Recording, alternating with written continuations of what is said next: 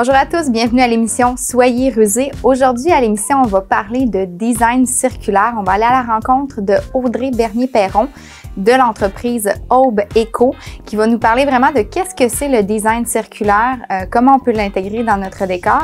Et à la toute fin, en fait, évidemment, je vais réaliser un projet, mais en lien avec ce qui a été discuté, puis je vais lui demander de me mettre au défi de créer une belle décoration en lien avec le design durable.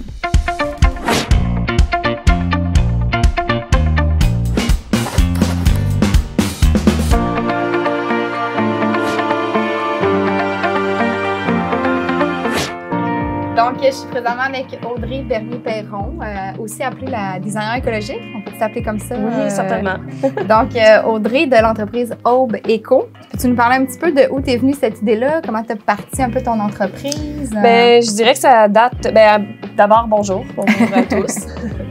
C'est une spécialité qui s'est forgée au fil des temps, au fil du temps, pardon, avec l'expérience puis tout ça, mais je dirais que ça date depuis ma tendre enfance, là, depuis que je suis assez jeune, que je me suis commencé à me poser des questions, même avant l'âge scolaire, mais tu sais, dans ce temps-là, on n'en parlait pas au tournant des années 80.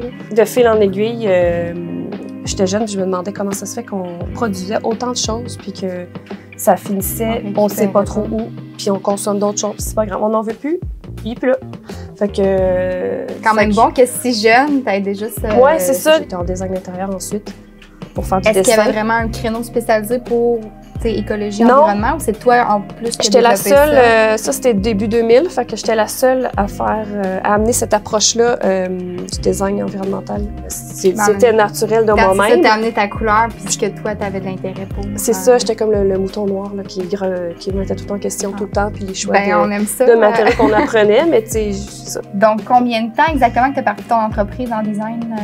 Je suis sortie de l'école en 2006, mais j'ai enregistré l'entreprise en 2010. OK. Donc, quand même plusieurs années que tu es là-dedans. Oui. Donc, toutes les personnes qui ont envie de rénover leur intérieur, mais vraiment dans un créneau très, très écologique, font appel à toi. Tout le monde m'approche, en fait. Mm-hmm. Mais depuis quelques années, j'ai seulement les gens qui ont sont déjà là-dedans. Ils sont déjà zéro déchet, ils mangent bio. Ils ont déjà cette conscience-là d'aller plus loin que juste les questions standards pour refaire un design. Donc, c'est vraiment au niveau des valeurs écologiques, environnementales, un peu tout ça. Oui, c'est social, humain, puis environnemental.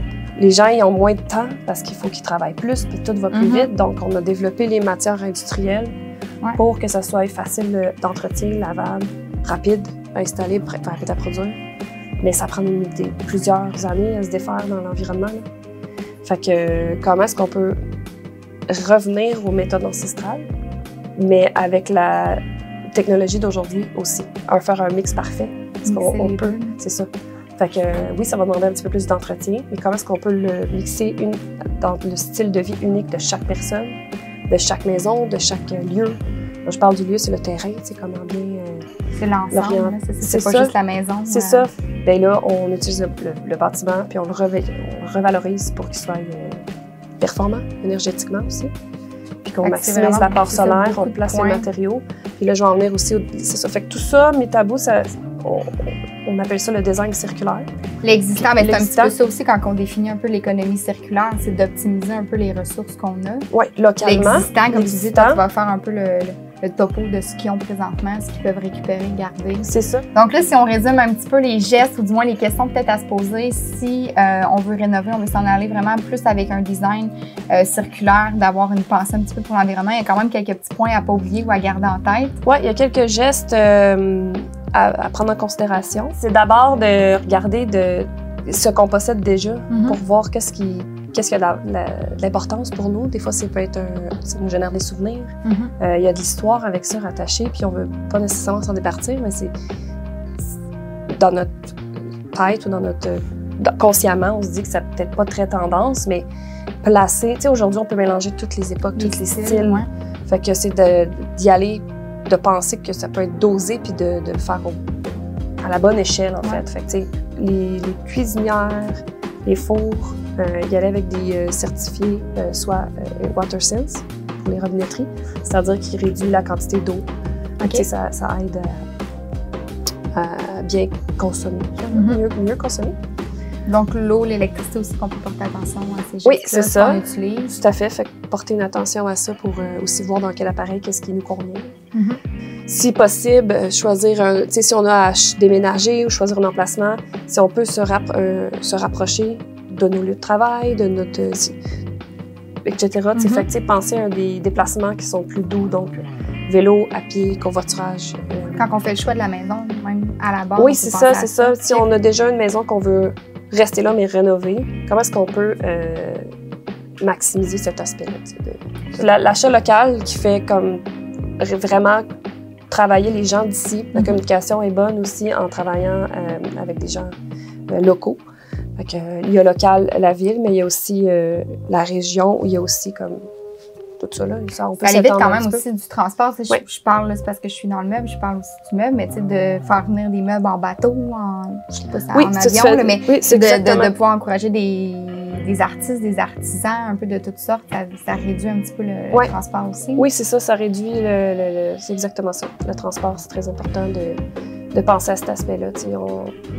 On a tout ce qu'il faut ici pour faire un projet complet, puis c'est ça, fait que c'est de penser plus en déconstruction puis en déconsommation. Que l'inverse. Pas en ayant en pensée qu'on va se priver en faisant ça, mais plutôt en réduisant, en se posant je reviens encore à la même chose, en se posant les bonnes questions qui vont souvent nous faire rendre compte que notre besoin fondamental, il va être comblé puis même décuplé en abondance avec minimum de choses, c'est ça. Je suis curieuse aussi, on doit avoir un peu l'idéologie de se dire « Hey, ça coûte plus cher d'y aller vers des options plus écologiques », mais j'imagine que c'est plus au niveau de la durabilité dans le temps ou il y a d'autres facteurs. Est-ce que c'est vrai? Est-ce que c'est un mythe? Bien, c'est vrai et c'est pas vrai, dans le sens que quand on prend le temps de bien planifier les choses, bien, c'est sûr que ça va coûter plus cher en planification, mais pas nécessairement plus cher. On va juste bien répondre à nos besoins et nos désirs selon les contraintes, nos budgets, tout ça. Fait que, tout ça mis ensemble, bien accompagné tout au long du processus de planification. Avant de commencer le chantier, bien, quand on fait des bons choix comme ça, tout de suite, dès le premier jour où est-ce qu'on va emménager ou habiter ou faire notre premier paiement, bien, on va tout de suite récupérer notre investissement. En fait, c'est de le voir comme pas une dépense, mais plutôt comme un investissement.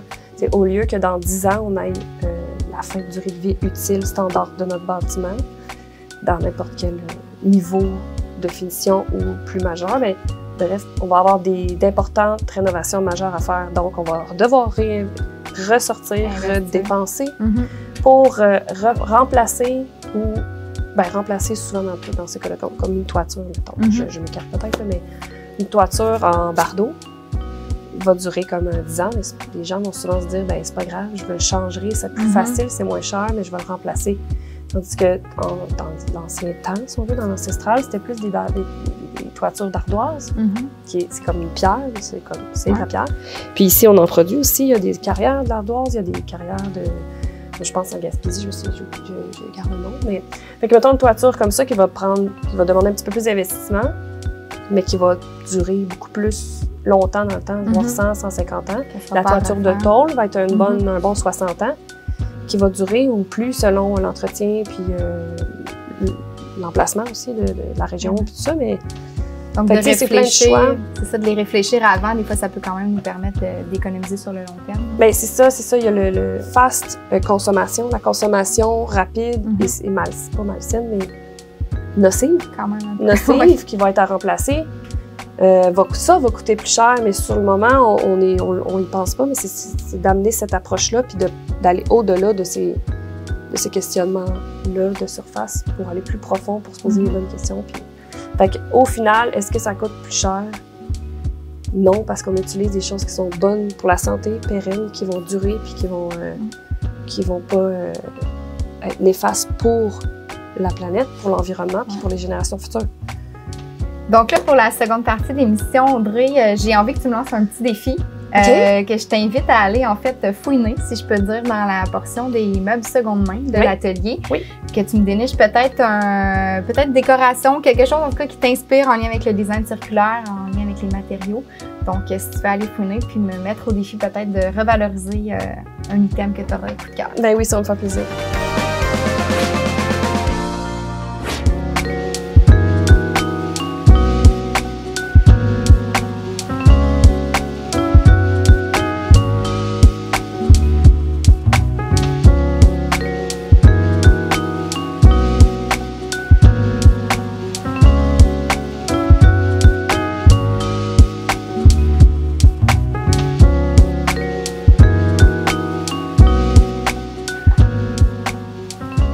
Mais tu sais, quelque chose qui est le fun puis qui génère de l'émotion dans de l'ambiance, en fait.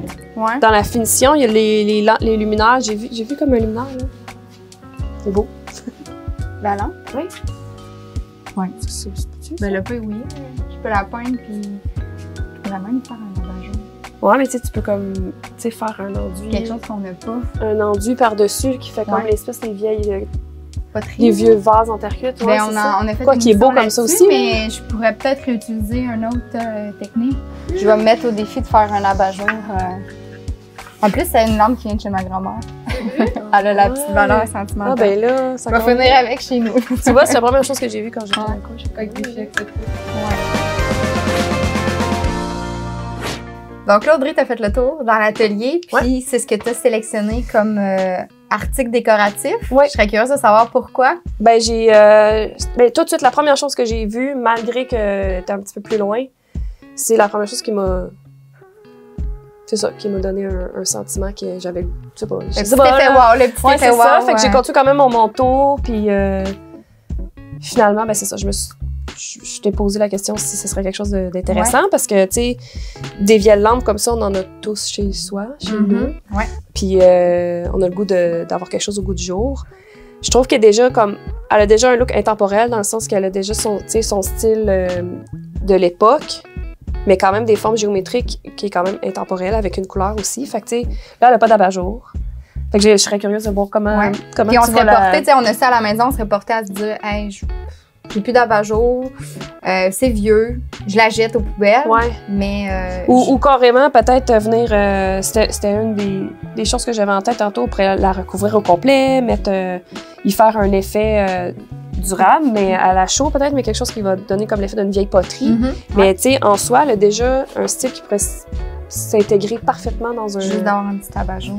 Oui, c'est ça. Fait que, à voir comment on ajoute ses couleurs, parce que la couleur aussi peut être intéressante, pas que ça soit... Le monochrome est bon, mais en toile de fond, tu sais, d'acheter des couleurs. Fait que je sais pas, oui, un abat-jour avec beaucoup de couleurs, donc peut-être ça peut être ça. À voir comment je vais travailler ça. C'est ça, pour que ça puisse... je vais y aller aussi avec ce que tu as discuté, en gardant évidemment le design circulaire. Donc déjà, à la base, on est dans la thématique parce qu'on revalorise quelque chose, mais de garder le reste des éléments en tête le plus possible. Donc, défi accepté, je travaille ça, puis je te donne les nouvelles. Donc, c'est le moment de donner une nouvelle vie à la lampe que Audrey a choisie. Première étape, c'est sûr que quand on tombe dans les vieilles lampes, la première chose à faire, je suis vraiment venue vérifier au niveau de l'électricité. C'est quand même pas banal parce que ça reste que c'est tout ce qui est électrique, de bien vérifier, être sûr premièrement que ça fonctionne, la lampe fonctionne. J'ai vraiment vérifié comme il faut le fil, être sûr qu'il soit pas coupé, que ce soit pas dangereux. Si jamais vous avez un doute, vous pouvez toujours faire vérifier par quelqu'un qui connaît bien ça. Mais là, ma lampe fonctionne, le fil est encore en très, très bon état. Donc, c'est déjà une bonne base pour commencer. Au niveau de l'inspiration, j'ai été vraiment embêtée parce que là, je pouvais partir un petit peu dans tous les styles, tous les designs. Je me suis quand même inspirée un peu de ce qu'on a parlé avec Audrey au niveau du design durable. J'ai voulu conserver un petit peu son essence, mais juste lui redonner la mettre un petit peu plus au goût du jour. Fait que la base va quand même vraiment rester dans les mêmes teintes, mais je vais refaire une peinture par-dessus juste pour dire qu'on lui donne un nouveau petit coup de jeunesse.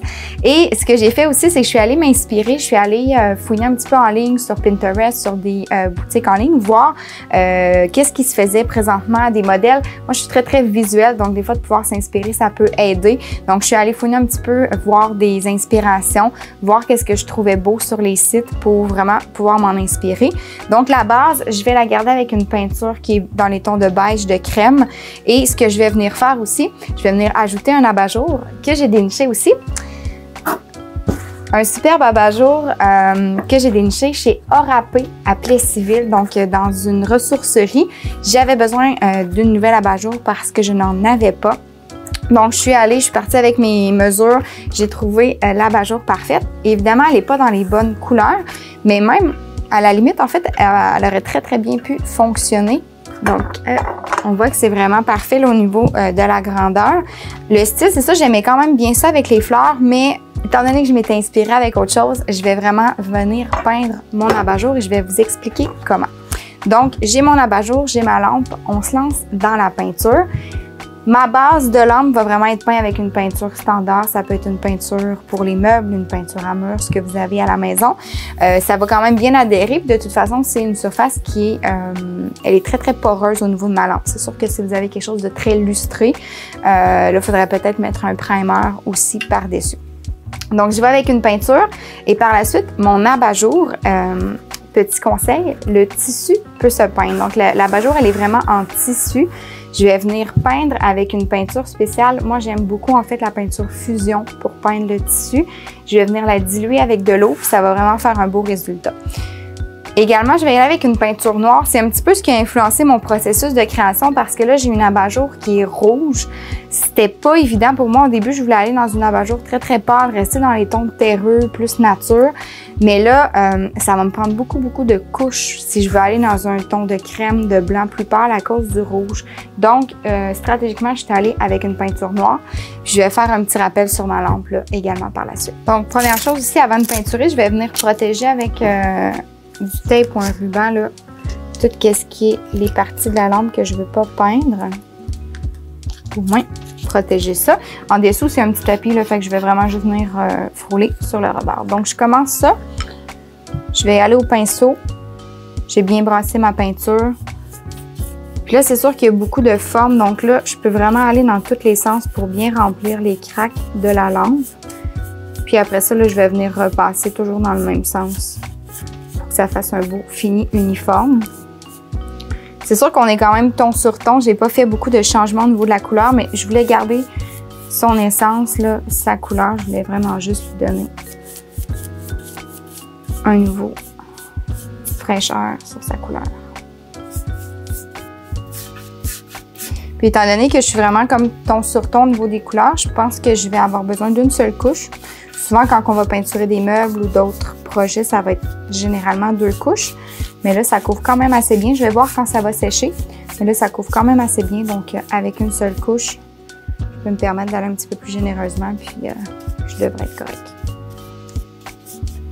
Pour peindre l'embout de la lampe, en fait, je vais utiliser soit une vis ou ça pourrait être un petit bout de bois, là, mais juste pour m'aider à bien la tenir. Ça ne touche pas à mes doigts. Donc, pendant le temps que ma lampe sèche, je vais vraiment venir faire mon abat-jour. Il se peut que ça prenne quelques couches. Je vais voir. Ça va être une surprise en même temps que vous. C'est sûr que là, je suis quand même avec une couleur foncée noire. D'après moi, ça va prendre au moins 2 bonnes couches. Ce que je vais faire aussi, la première chose, c'est que je peux venir humidifier mon tissu. Là, ça vaut un peu la technique, vaut pour tous les mêmes tissus. Fait que je peux vraiment venir humidifier ma surface pour venir m'aider. Puis, dans mon mélange, ça va vraiment être un mélange moitié-moitié, donc 50-50 avec de l'eau et la peinture fusion, qui est une peinture qui adhère très bien au tissu. Donc, je vais vraiment venir humidifier comme surface par surface. Ça ne donne rien que je vienne mouiller trop tôt. Puis ça va vraiment juste aider là, pour que ce soit plus souple aussi au niveau de mon tissu. Donc là, mon mélange est bien brassé, puis j'ai quand même gardé mon bâton. Je vais venir brasser à quelques reprises. Là, c'est très liquide, donc vous pouvez faire attention pour vos surfaces de travail. Puis le noir aussi, là, il sort un petit peu bleuté, mais vous allez voir que quand il va sécher, là, ça va être, il va être vraiment bel et bien noir. J'essaie d'aller quand même généreusement, parce que là, déjà, je vois que mes motifs là, restent. Comme je vous dis, je me doute pas mal que ça va prendre 2 bonnes couches sur mon tissu. Puis quand je parle, en fait, qu'on peut peindre le tissu, il y a beaucoup de gens qui se posent la question, tu sais, est-ce que ça va déteindre? C'est sûr que je suis un abat-jour, mais tu sais, comme sur une chaise ou sur un tabouret, je m'assois avec mes pantalons blancs, est-ce que ça va déteindre? Une fois que c'est bien sec, là, on parle quand même d'un bon 10 jours, là, que ça a vraiment séché et durci. Il n'y a vraiment aucun problème. J'ai fait le test, ma chaise de bureau, même je l'ai fait hors. J'ai jamais eu d'or sur mes pantalons. Donc, une fois que c'est vraiment bien sec et durci, il n'y a vraiment aucun problème là, à ce niveau-là. Donc, la première couche, elle est terminée sur l'abat-jour. Là. On voit quand même que c'est encore semi-transparent, évidemment, en plus parce que je l'ai dilué dans l'eau. Donc, je vais laisser sécher comme il faut. C'est sûr que ça peut prendre un certain moment parce que reste qu'on a mis beaucoup d'eau, surtout avec l'eau aussi qu'on rajoute pour humidifier. Donc, je laisse sécher comme il faut. Puis après ça, je vais venir ajouter une deuxième couche. Je vais venir continuer ma lampe pendant ce temps-là.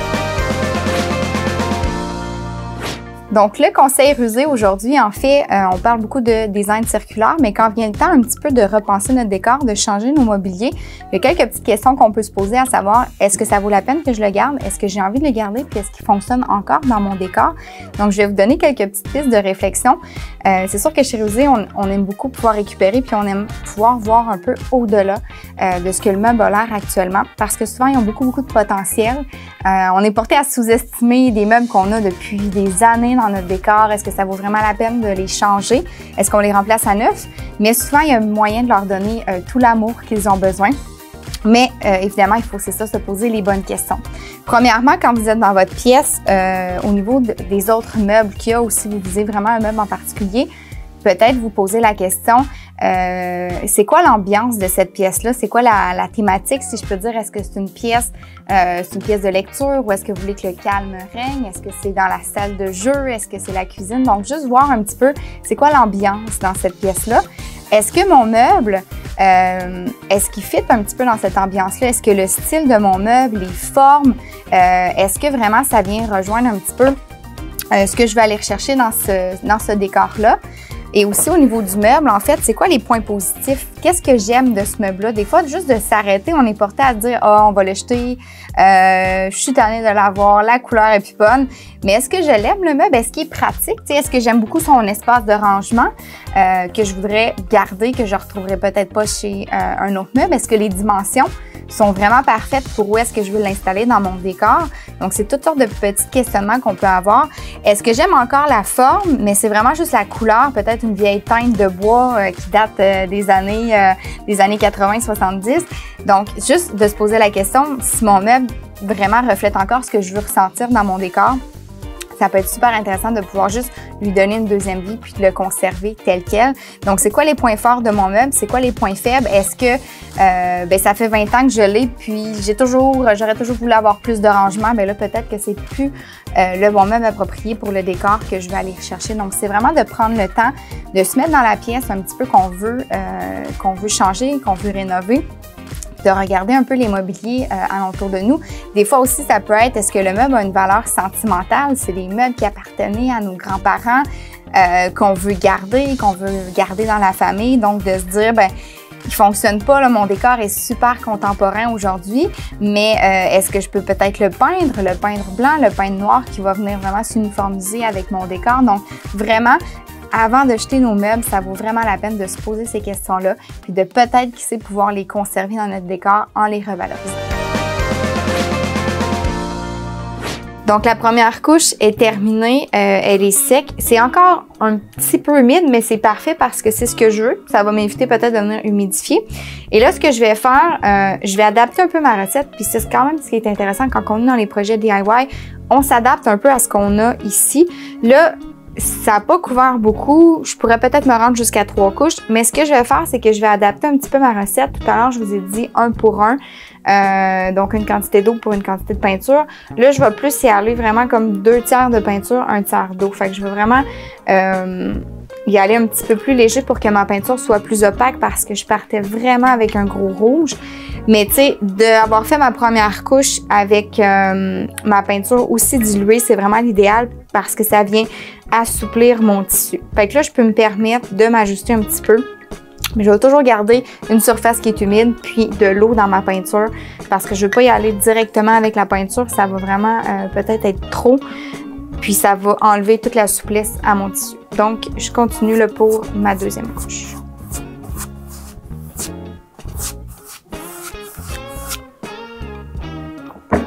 Donc, je vais laisser sécher ma dernière couche comme ça. Puis ça va me permettre aussi de bien visualiser. Donc, je laisse sécher comme il faut, puis je reviens voir si tout est correct. Donc, ce que je vais faire aussi au niveau de la finition, j'avais la partie là, en bas de la lampe qui était un petit peu texturée. Donc, je vais faire ressortir un petit peu cette texture-là avec un brossage à sec. Donc, je viens mettre un petit peu de peinture sur mon pinceau. Je viens vraiment enlever beaucoup de peinture. Puis, je vais venir vraiment à peine passer, mais ça va accrocher vraiment sur le relief qui est déjà là. Ça va venir la noircir un petit peu, puis faire un rappel là, avec l'abat-jour.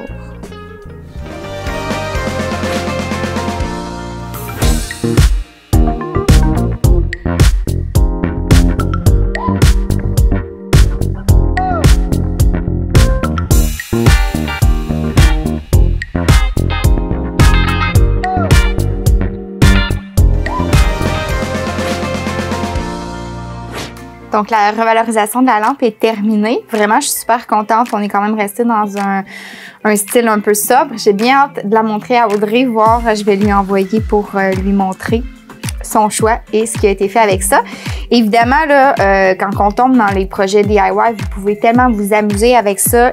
Il se pourrait, j'hésite encore, mais que je vienne tracer toutes les formes, là, le lignage géométrique, que je le noircisse. J'hésite, mais là, si je fais ça avec vous, on va encore être ensemble la semaine prochaine. Donc, je vais voir. Peut-être aussi, je l'aime beaucoup comme ça.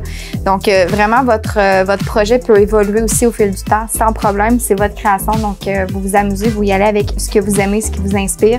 Mais là, j'ai une belle lampe qui a été recyclée ici dans la boutique atelier et qu'on a pris un abat-jour aussi seconde main. Donc, une belle lampe, beau, bon, pas cher. Puis, je l'ai fait de mes mains. Donc, ça va être super beau là, dans un décor, vraiment. Donc, continuez vos projets à la maison, continuez de vous inspirer, puis on se voit la semaine prochaine pour un autre projet DIY.